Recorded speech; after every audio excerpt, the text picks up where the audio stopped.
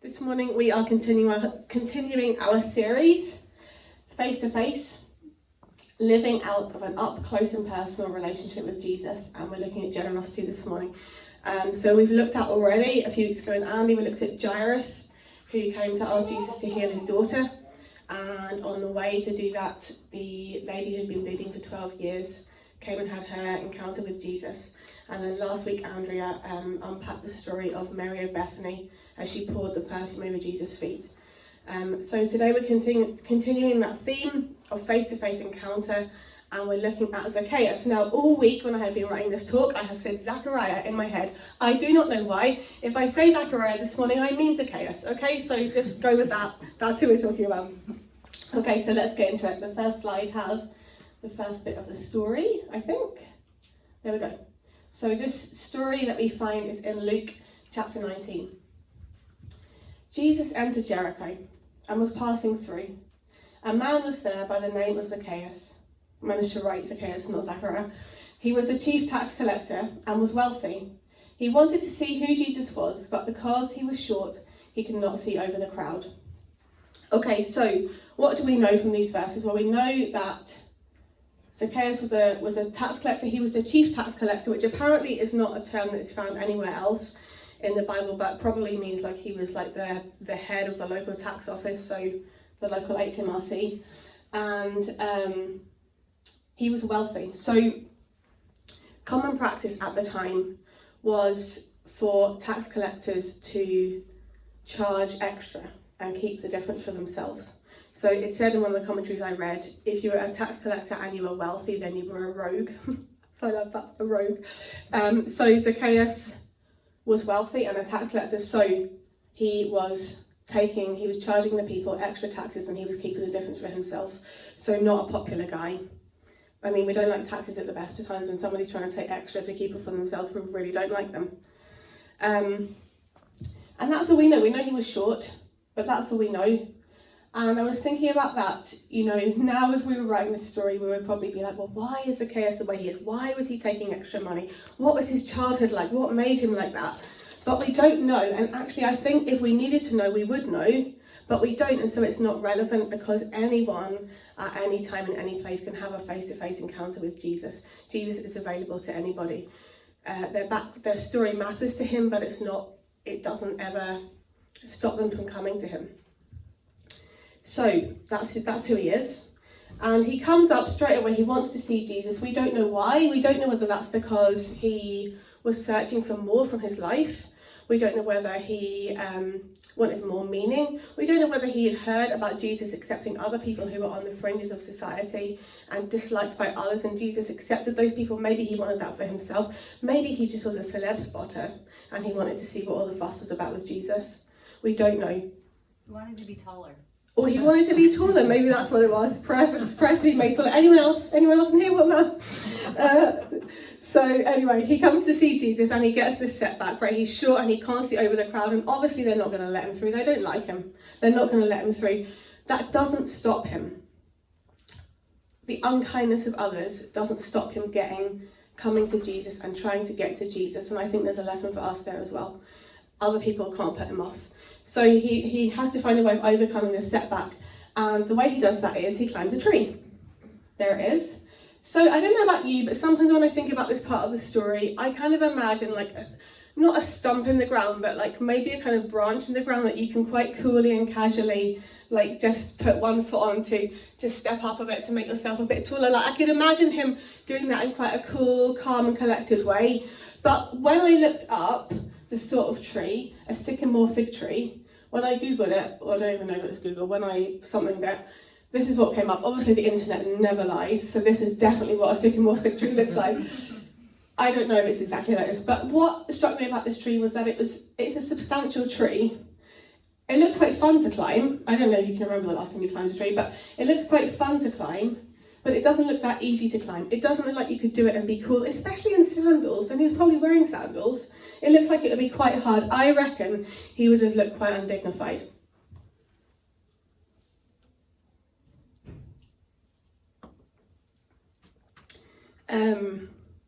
So he had to not care what other people thought. I don't know if you can remember the last time you climbed a tree. I can't remember the last time I climbed a tree, although when you think about it, it does sound quite fun. And I know Carol climbed a tree quite recently when she was collecting foliage for our autumnal wreath, and I wish someone had got a picture, but apparently they didn't. So yes, I don't know if you can remember, but this does look like quite a tree to climb. And he had to not care what other people thought in order to do it. You know, the other people would have noticed, and they wouldn't have been kind. They already didn't like him. And here's this guy, even though he wasn't liked, you know, he had quite a prominent place in society and he was wealthy. You know, this was not common practice for wealthy people to climb trees, and they would have noticed, and he had to not care.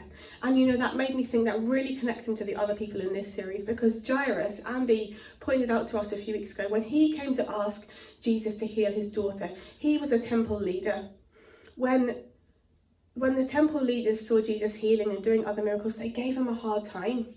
And yet he came and said to Jesus, will you come and heal? And I don't know if the other people that did that job with him would have been very impressed with him asking Jesus to do that, because they've been giving Jesus a hard time for that. And then there's one of their own going to ask him to do the very thing they've been telling him not to do. And he had to not care what they thought, and he had to go and ask. The bleeding woman was unclean. That was how society saw her. She was unclean for 12 years. She went through the crowd. Can you imagine the actual physical reaction they would have had? You know, there would have been like an absolute recoiling, because they didn't want to be touched by her. They would have actually physically recoiled from her presence. She walked through the crowd to get to Jesus because she knew she needed that encounter. She had to not care. It must have been so hard. And Mary of Bethany went into a room full of men, and as a woman, she was a second-class citizen. And she did this extravagant, intimate thing of pouring perfume on his feet, and she was rebuked by one of the disciples. She had to not care what others would think, what the disciples would think. She had to not care in order to have this encounter with Jesus. His opinion is the only one that matters. There aren't any two ways around that. That is the truth, that his opinion is the only one that matters. I don't mean therefore to go through your life being rude and saying what you want to people, but don't let the opinions of others put you off doing what Jesus has called you to do. And actually, when I was writing this, I really felt like for some people here, coming to this church has been your tree to climb, and you have had to not care what other people think. You've had to risk stirring up opinions in others that maybe aren't very nice. Maybe either that's the ridicule of others, or people just not understanding why you're doing what you're doing. It's been a risk, and you've had to not care, and you've had to do it anyway. And I really felt like, as I was writing this, that God just wanted to say that he sees you climbing that tree. He sees you taking a risk. He sees you climbing the tree to see where he is. Is God here? Is this somewhere that I could meet him? Not because he's not in other churches or anywhere else. Of course he is. But I just feel like some of you have taken a risk in being here, and God sees that, and it brings him real pleasure that you've done that. Okay, so Zacchaeus has climbed the tree, and Jesus gets to the tree. There he is. And there's Zacchaeus. And it says here in verse 5, when Jesus reached the spot, he looked up and said to him, Zacchaeus, come down immediately. I must stay at your house today. And this picture is from the Jesus Storybook Bible. It's a brilliant Bible for kids. If you haven't got it, I really recommend it. And I wanted to use this picture because it demonstrates the distance between them. Okay, so we'll come to that in a minute. The first thing about this verse is that Jesus reaches Zacchaeus, he looks up him, and he said to him, Zacchaeus. He said his name. He called him by name. The invitation to be face to face with Jesus is personal. I was thinking about, the shepherd that Jesus talks about elsewhere in the Gospels, the shepherd who leaves the 99 to find the one sheep who is lost. Jesus is about the one. Like, yes, he's about the gathering, he's about his family, but he is about the one, he is about the individual. And this morning, today, Jesus is inviting us, each one of you specifically and personally, to come and meet him face to face. He's calling you by name. And then he says, Zacchaeus, come down. And I really wonder how he felt at that point. I really wonder how he felt because, he'd gone on this journey to find Jesus. He'd overcome the challenge of being short by climbing a tree, which, was risky, but at that point he was still in control. He was still deciding what was happening. But when Jesus said, come down, he had to decide, am I going to stay in control here or am I going to relinquish control? Because he didn't know what was going to happen next. Now, I'm going to use another book to help illustrate this point. Don't be intimidated by the kind of theological heaviness of it, because it can be a bit overwhelming. The Koala Who Could. I don't know if anyone has this book. It's so good.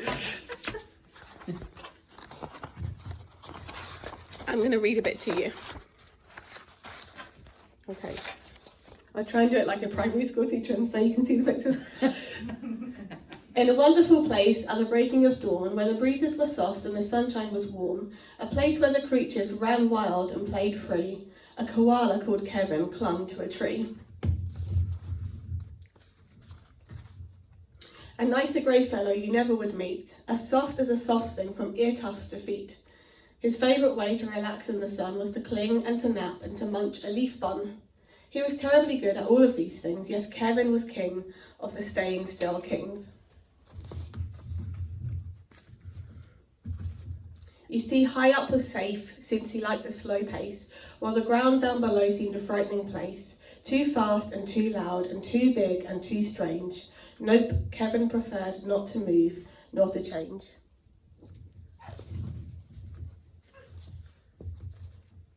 So he clung to his tree as he knew how to do, and was never too keen to try anything new. So when Wombat stopped by and shouted one day, "Hey Kevin, why don't you come down here and play?"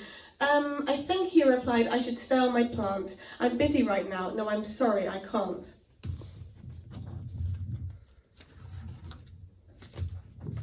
"Why not?" cried the Rose, who liked the idea. "Yes, why?" called the Dingoes. "You've nothing to fear." But Kevin, who wasn't the do things quick sort, said, "I've clinging to do, but thanks for the thought." As Kevin sat watching them chatter and share, a part of him wished he could join in down there. But he knew he'd miss home in the dark and the late. The whole thing was risky, adventure could wait. Whatever the invite, he'd always say no. Oh dear, it seemed Kevin just couldn't let go. And I was reading that a few weeks ago after Andy and Andrew had asked me to speak about Zacchaeus, and I was reading that book to Benji for his bedtime story, and it really occurred to me that Kevin had a lot of things in common with Zacchaeus. And the tree was safe, he was in control, and I'm sure for a minute it was tempting to not let go, because he could have got the bragging rights without the transformation.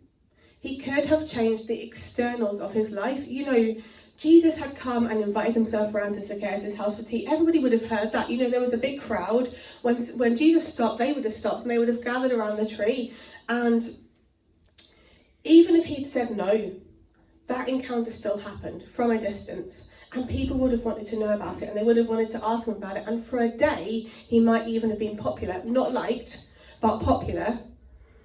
He could have changed the externals of his life, even temporarily, without changing the internal. And some of us were at the Illuminate Women's Conference last weekend, and Kay Warren spoke on the Friday night, and she said this: when we connect the internal to the eternal, then the external doesn't have as much power over us. When we connect the internal to the eternal, then the external doesn't have as much power over us. And Zacchaeus had a choice whether to connect his internal to the eternal. For some people that came to Illuminate, that in itself was them getting down from the tree. So some of us had been before and we knew what it was like, and we couldn't wait to get there. Some people had never been before to anything like that, and it was really scary. And they were really brave and they got down from the tree. And I don't want to speak for anyone else, but I think everybody was really glad that they made that decision. It is a choice that we all have to make in different ways and at different times in our lives. Are we going to connect the internal to the eternal and forget about the external? Climbing a tree to see what Jesus is doing and where he is a really great thing to do, but we're not meant to stay there. We're not meant to be tree dwellers. We're made for much more than that. And he invites us down to meet him face to face. You know, they are face to face there, but they're not close. There's a distance. And he invites us to close the distance and come close. And he doesn't just invite Zacchaeus down, he invites him to come immediately. Zacchaeus, come down immediately. He doesn't say, when you've weighed it all up. He doesn't say, right here, I'll just tell you the whole plan and let you know exactly what's going to happen and how exactly that's going to affect your life, then you can decide. He doesn't even say, when you've asked me all your questions. He says, come now. Jesus doesn't have a thing against questions. He likes questions. He wants us to bring our questions to him, but sometimes he asks us to respond now. Jairus, the lady who was bleeding, Mary, they had an opportunity and they seized it. They had to act now. And Andy asked a question when he spoke, if not now, then when? And he also quoted, and I can't remember where from, forever is composed of nows. The invitation from Jesus to come down and close the distance is a now invitation. It's a now opportunity. I think it was the first all-in service. We looked at the story of the disciples going fishing after Jesus has been raised from the dead, and he's on the beach and they're coming in close. And John says, there's the Lord. And it says this, as soon as Simon Peter heard John say, it is the Lord, he wrapped his outer garment around him because he had taken it off, and he jumped into the water and he waded through the water to Jesus. The boat was going to Jesus. The boat was going, but that wasn't quick enough for him. I love it. He wasn't even the one that realised that's Jesus. But it wasn't like, oh right, I didn't actually notice that, so I'm going to pretend I did and stay on the boat and look really cool and just go in with everybody else. He didn't try and look cool. He didn't try and look holy and was like, oh yes, I recognised him too. He didn't even recognise him. But when John said, there's Jesus, he was in. He was off. His enthusiasm, his desire to be where Jesus was, he couldn't wait for the boat to get there. I love that. He sees the opportunity to be face to face as quickly as he could. And that's what he invites us to do, to come down and be face to face with him today, now, quickly. Yes, he will still be here tomorrow. The invitation will still be here tomorrow. But he wants you to seize this moment, not to miss this moment. Let's have as many moments as we can with Jesus. Let's not miss them. Zacchaeus didn't know Jesus yet, but he knew that he could trust him, and we can trust him too. And the more that we live face to face with him, the more we know we can trust him and we can respond quickly to him. When he calls us to come quickly, we have nothing to fear. We can go straight away. Okay, so Zacchaeus comes down and he welcomes Jesus to his house. He came down at once and welcomed him gladly. And all the people saw this and they began to mutter, he has gone to be the guest of a sinner. They were raging. They were so cross. Same crowd that was there before. I was thinking about that, when he came through them originally to try and get to Jesus before he climbed the tree. They wouldn't let him through. I bet they did now. I bet they let him through now when he was with Jesus. But I bet they didn't look at him any more kindly than they did before. But again, he kept going. It was probably easier because he had Jesus next to him. But he kept going. Because in seeking Jesus and in responding to him, his opinion is still the only one that matters. And Jesus went to his house. It's really important, I think, that he went to his house. Actually, when we were talking about it over tea one night, the story of Zacchaeus, that's what Ellie said. We said, like, what stands out to you from this story? And she said, well, Jesus went to his house and he changed everything. And like, that kind of sums it up. But they didn't stay in the public domain. They didn't stay in the public space, but they went to his own house, his personal, private space, where he was himself. I wonder about Zacchaeus. Had he, over the years, to protect himself from knowing that he was hated, even though that was because of his actions, had he sort of built up this persona, this kind of tough guy exterior? At home, that wouldn't have been there. He would have been himself. That could drop. No public persona, just himself. And in his actual real life, in his own home, they share a meal. As his house was. Like, I was thinking about that. I mean, if Jesus like walked in now and said, I'm coming to your house for tea, like, it would be quite embarrassing, because Sunday mornings are not a morning for tidying up after yourself. Sunday morning there's breakfast dishes on the table, there are jammies lying all over the floor where the children discarded them as they got dressed. It is a mess. I mean, Zacchaeus' house probably wasn't, but Jesus came with him to his house as it was and as Zacchaeus was. You know, Andrea talked about what a meal would look like. It's not like our meal, which is, you know, meals are formal, and sometimes we dress up and we're sitting around the table and we're, you know, legs under the table, and it's all very correct. You know, this was a low table, people reclining on cushions and rugs. Very intimate thing to do. And it wasn't a passing encounter. Jesus wasn't in a rush. He wasn't in a hurry. And he wasn't ticking a box, and he wasn't making a point, like showing all the people outside, like, yes, probably that was a good thing for them to see. Like, yes, I am the guest of a sinner. I am accepting this guy. But he wasn't doing it just to make the point. He was doing it to show Zacchaeus that he was known, that he was loved, that he was created for more than he was currently living. And in this encounter, Zacchaeus is completely transformed. He didn't change so that he could come face to face with Jesus. He was invited to come as he was, and in that moment, in that encounter, he was changed. He doesn't change so that Jesus will love him. He is changed by Jesus' love. And in turn, that changes his community. And how does it change it? Zacchaeus stood up and he said to the Lord, "Look, Lord, here and now," seizing another opportunity, "I give half of my possessions to the poor. And if I have cheated anybody out of anything, I will pay back 4 times the amount." 4 times the amount. He changes his community with generosity. Zacchaeus goes from being all about what he can get to all about what he can give. He goes from hands clenched tight shut to hands that are wide open. I think there should be a picture on the next slide.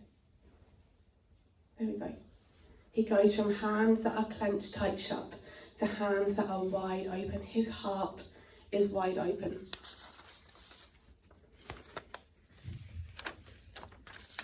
His heart is changed by Jesus. He doesn't do it. Jesus does it.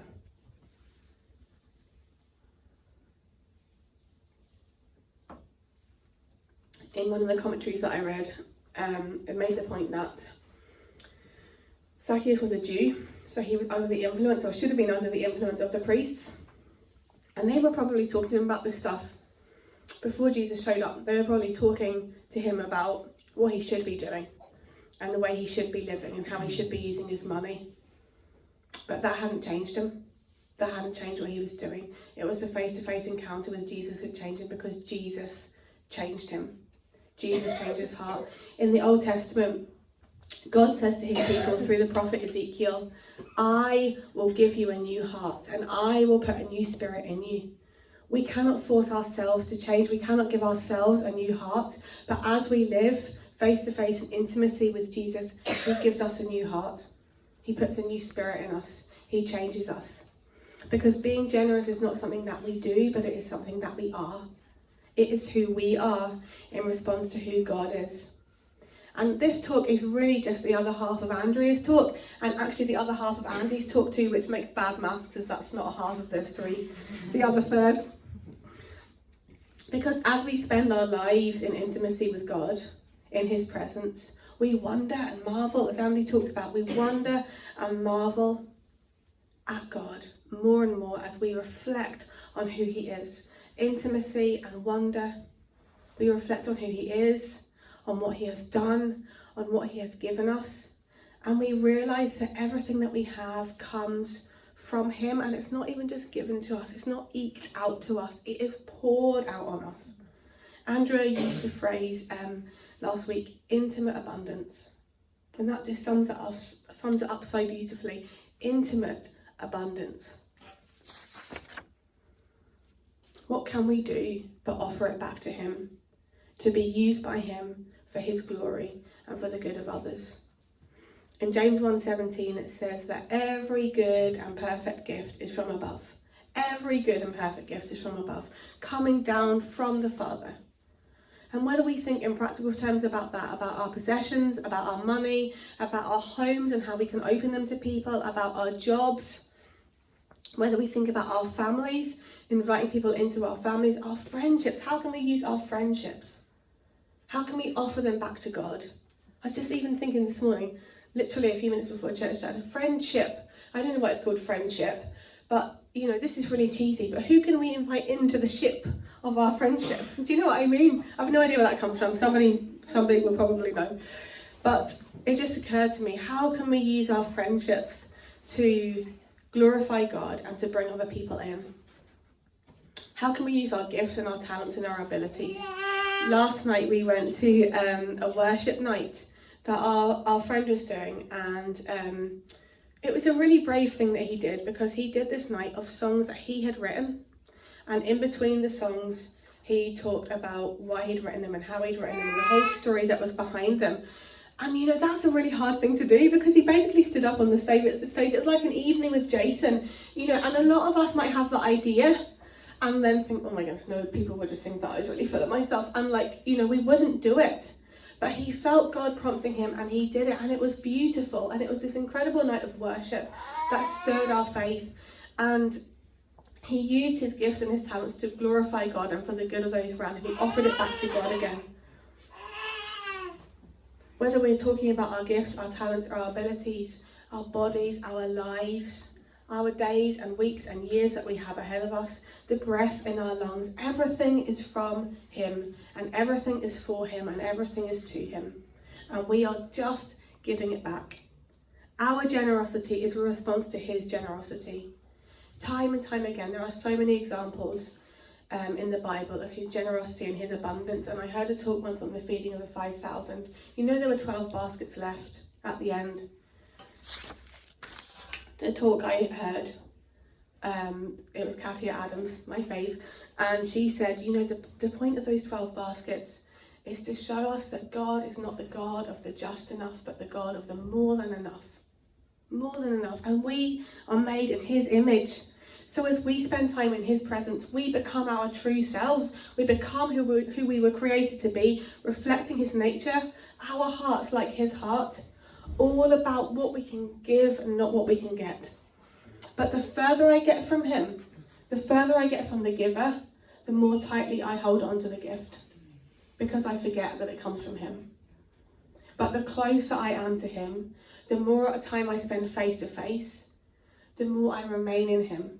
John 15, the more he remains in me, his presence in me, his nature in me, and the more I can open my hands, remembering that everything that I have comes from him, and it flows through me. It's not meant to stop with me, but it flows through me. And I talked about it last time as well, that we are pipelines, we are not puddles. And I want to finish just by telling you two stories of generosity from the last week, one I've heard and one I saw. And the first one is about my friends, Laura and Claudio, and they are absolute giants of faith in my life. I'm so thankful for them. And anyway, in the last couple of weeks, they wrote their car off, and they didn't have a car, and they didn't have enough money to buy a car. And they were thinking, gosh, should we take out a loan? Like, what should we do? We really need a car. And 3 different people, I think just one of those people knew about the car. But anyway, I'm not totally sure on that. But anyway, 3 different people gave them money, and they went and bought a car for cash. And they bought a car that needed a bit of work, because Claudio enjoys that kind of thing. It's like a pleasure for him. So they bought a car that needed a little bit of work, slightly under budget, and saved a bit of money. They didn't know how much it was going to cost to do the work, but they saved a bit of money for parts and stuff. And the money they were given was exactly the right amount for the price of the car and the price of the parts that they needed. Amazing. And the people that did that, the people that gave them that money, could have ignored that nudge of the Holy Spirit. But they remembered everything comes from him. And they had open hands. And do you know what Laura said when she told me? She said, do you know what? Jesus loves us. Like, Laura is like one of the most incredible Jesus followers I know. She knows that Jesus loves her, but she felt Jesus' love in that moment because she knew that he saw her need and he fulfilled it. When Holy Spirit nudges us to join in with him, we have the opportunity to let other people know that too. And the second story is about Andrea and Carol. Actually, when we were at Illuminate last weekend, we went for dinner on a Saturday night. It was so funny. We went for dinner on a Saturday night. So we booked for 5, we sat down, we ordered about 5:20 maybe, and at 6:20 we still didn't have any food. And we hadn't sort of been stressing too much because we thought, well, you know, we're going back to the conference, we've got plenty of time. So we just thought, well, maybe it's because there are so many of us, it's just hard for them to get it all ready at once. And then after like an hour, then we were like, just wondering, you know, about the food. Kind of ordered it quite a long time ago, I have to leave soon. And they were like, oh, sorry. So then that happened a few times, and then eventually the food did come, and you could sort of feel the atmosphere in the room change when the people working there realised there are 12 people here who have been here for an hour and they have no food. You could feel the tension in the atmosphere. People were walking a bit faster, there were lots of glances at our table as they went past, and it was a bit stressful. Anyway, we got the food and it was lovely, and then we were like rushing, quickly eating it, getting on our coats and stuff, and our masks, sorting out all the money, all that stuff. And it was busy and it was kind of chaotic, and I looked over and Andrea and Carol were sitting. I should have practiced this story at home, then I wouldn't have cried. Andrea and Carol were sitting just talking to the girl who was waiting at our table, the waitress who was looking after us. And they just took time. They were really generous with their time. We didn't have time. We were running a bit late because of everything that had happened. They took their time and they took the grace and mercy that had been poured out into them to pour it into somebody else. And they took their money. They tipped her as well. And you could sense the burden being lifted off that girl. Can you imagine, right? They had the choice there. And that's what Andrea said to me when I spoke to her about it after. She said, well, you know, we have a choice. And that was the choice. They could have piled on. They would have been within their rights to say, do you know what? Like, this wasn't a good enough experience. But they didn't pile on. They lifted off. And I was thinking about the difference, you know, that would have made to her journey back to the kitchen if they had piled on, if they had made a fuss. You can imagine the tension in that girl as she walked back to the kitchen, knowing what she was going to face, knowing what she had just come from. But the difference it made as she walked back to the kitchen when they had lifted off, that burden, you know, was different. And I think she was probably ready to go and do that for someone else now, to go and lift their burden off instead of trying to attribute blame somewhere else. It made such a difference. And it made me, the picture that came into my head, and I'm going to finish with this, the picture that it put in my head as I reflected on this, and if I'd been organised I would have had one on the slide. You know, there's waterfalls where there's like a waterfall and then there's a pool, and then that flows into a waterfall, into a pool, and that flows into a water. You know, we are each a pool, and we can overflow into the next pool and the next pool. It pays forward. That is how Zacchaeus' community was changed. Can you imagine the difference it made in those people's lives? Suddenly, not only do they have the money back that was stolen, but they have 4 times the amount back. Can you imagine the difference that made? Yes, practically, but also emotionally and spiritually, to just that burden lifted off. And how that would have impacted the other people that they were dealing with. It would have been paid forward and paid forward and paid forward. We are a pool, each of us is a pool, and we have the opportunity to pour into the next pool and pour into the next pool and pour. And all of us are being fed from the water of life. We're never going to run out of water. We're never going to run dry. When we live in intimacy and in wonder at Jesus, we will never run dry, and we can just spend our lives pouring into other pools for them to pour into other pools, for them to pour into other pools. That is what encounter with him does. And that is what happens when he changes our hearts. And when we live in our true nature before him. I'm going to pray, and then Andy's going to come and talk us through the practicals of doing communion.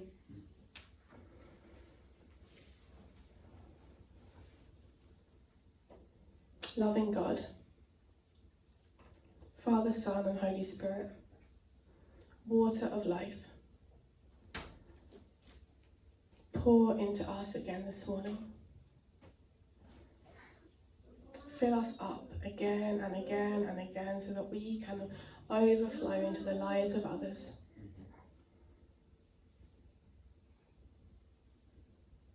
If there are trees in our life that we need to climb to see where you are and what you are doing, then point them out to us and help us not to care what others think. And actually, if we've got a bit comfortable in the tree and now we've seen what you're doing and we need to get down and join in, then help us to be brave and get down. Help us to remember that we can trust you, that we are called by name.